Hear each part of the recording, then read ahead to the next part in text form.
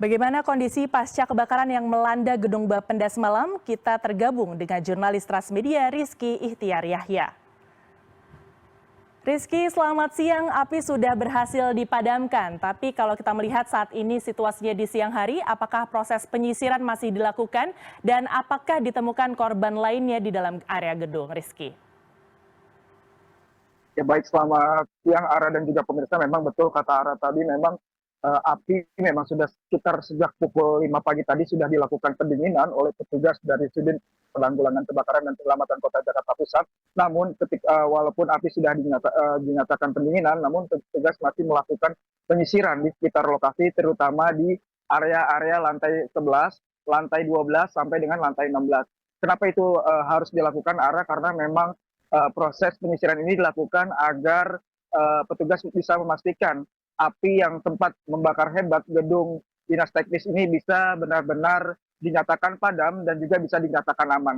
Memang tadi kami juga sempat mewawancarai Kasat Reskrim Polres Metro Jakarta Pusat AKBP Robi Heri Saputra juga yang mengatakan bahwa pihaknya bersama pihak dari tim Puslapor Mabes Polri juga sudah standby di lokasi untuk melakukan olah tempat kejadian perkara. Namun begitu petugas belum bisa masuk ke dalam gedung dinas teknis ini lantaran petugas damkar masih melakukan penyisiran di sekitaran lokasi.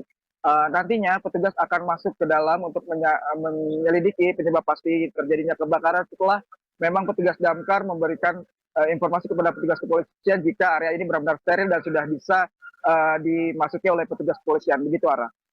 Baik Rizky, kalau kita ketahui bahwa gedung yang terbakar adalah satu gedung begitu ya Rizky di lantai 11 ini. Namun apakah ada upaya mitigasi untuk gedung-gedung di area sekitar yang terdampak juga Rizky?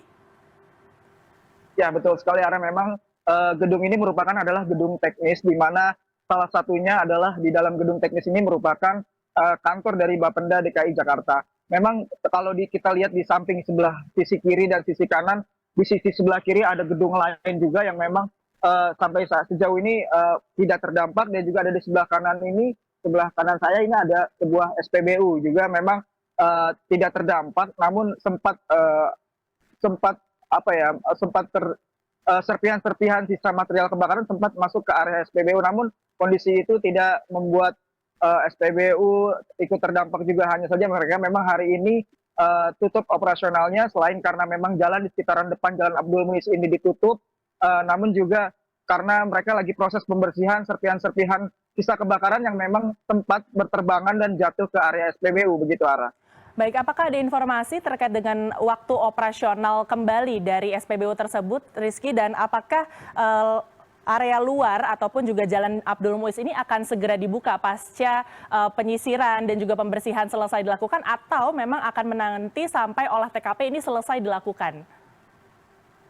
Ya, memang tadi kami sempat mewawancarai juga petugas damkar yang menyatakan bahwa memang proses penyisiran masih dilakukan dan masih banyaknya mobil damkar yang parkir di area jalan sepanjang Abdul Muiz ini membuat memang arus lalu lintas belum bisa dilintasi untuk sementara waktu. Begitu, Arah. Namun begitu ketika nanti proses penyisiran sudah selesai dilakukan dan petugas damkar juga sudah mulai kembali ke markas mereka, mungkin Jalan Abdul Muiz ini akan segera bisa dibuka. Karena memang kalau melihat dari olah TKP sendiri, nantinya petugas kepolisian juga akan melakukan olah tempat kejadian perkara di area yang memang menjadi di titik dugaan pertama api muncul, yakni di lantai 11 gedung dinas teknis ini, Ara. Baik, berarti sejauh ini baru ditemukan ada satu korban luka yang sudah dibawa ke RSUD Tarakan ya. Apakah ada korban lainnya juga yang luka-luka sehingga harus ditangani lebih serius di rumah sakit, Rizky?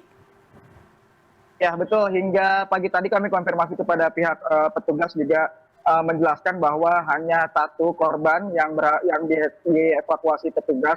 Pada saat itu yang bersangkutan memang sempat terjebak di lantai atas, namun berhasil dievakuasi dengan selamat. Dan saat ini yang bersangkutan tengah menjalani perawatan intensif di RSUD Tarakan, Gambir, Jakarta Pusat. Begitu, Ara. Baik, apakah tadi Rizky juga sempat bertemu dengan sejumlah saksi mata? Apakah juga ada tambahan saksi yang dimintai keterangan oleh pihak kepolisian? Karena kalau berdasarkan update terakhir pada pagi hari tadi ada 10 orang, apakah di siang ini juga ada penambahan jumlah saksi begitu? Ya, tadi pagi kami juga sempat mewawancarai Kasat Reskrim Polres Metro Jakarta Pusat, AKBP Robi Heri Saputra. Memang hingga saat ini petugas masih fokus memeriksa sebanyak 10 orang saksi, masih sama seperti malam hari 10 orang saksi termasuk satu yang menjadi korban yang saat ini masih menjalani perawatan di rumah sakit RSUD Tarakan. Namun begitu, selain memeriksa saksi, juga petugas juga akan melakukan olah tempat kejadian perkara. Seperti yang tadi saya sampaikan, memang petugas juga harus benar-benar ekstra hati-hati dan waspada, karena memang beberapa kali juga banyak serpihan-serpihan puing-puing sisa kebakaran yang berjatuhan ke bawah, yang kondisi itu memang cukup membahayakan apabila petugas kepolisian memaksakan untuk masuk ke dalam untuk melakukan olah tempat kejadian perkara. Oleh karena itu, petugas masih menunggu rekomendasi dari pihak damkar agar benar-benar gedung ini dinyatakan aman dan bisa dimasuki untuk dilakukan olah tempat kejadian perkara. Begitu, Ara. Baik, terima kasih banyak Rizky untuk laporan yang begitu komprehensif untuk pada siang hari ini. Tentunya kita doakan olah TKP bisa dilakukan secara cepat dan juga maksimal tentunya. Terima kasih banyak Rizky.